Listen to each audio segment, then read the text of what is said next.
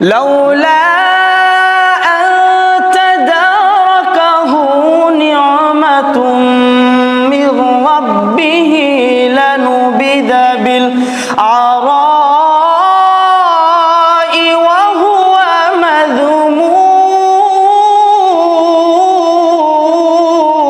আল্লাহু আকবার।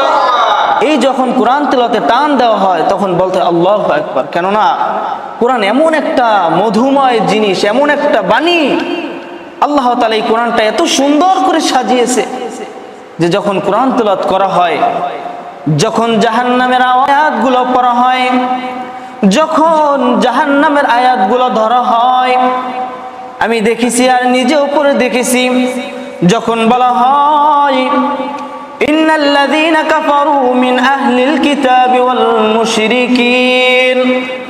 ওয়াল মুশরিকিনা ফি নারি জাহান্নামা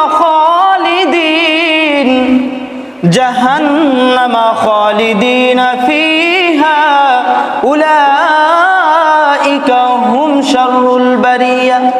জাহান্নামের আয়াতগুলো পড়তে গেলে যখন জাহান্নামের কথা, যখন জাহান্নামের শব্দটা চলে আসে, তখন যারা হক্কানি আল্লাহর বান্দা, যারা কোরআনকে ভালোবাসে, তাদের চোখ দিয়ে অটোমেটিকলি পানি পড়ে যায়। যেখানে সূরা মুলুকের ভিতর বলছে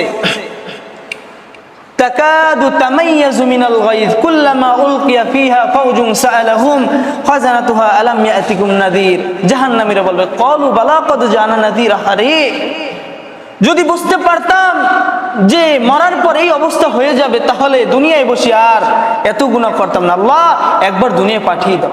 পাঠাইবে আল্লাহ? পাঠাইবে? পাঠাইবে না।